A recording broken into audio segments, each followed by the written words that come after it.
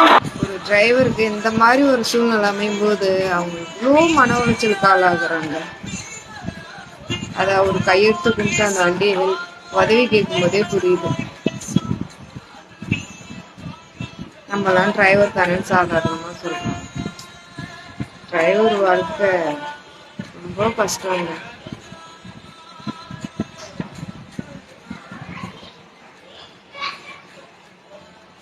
உதவணும்னு நினைச்சு அவர் உதவி இருக்காரு பாருங்க, அவருக்கு பெரிய மனசு.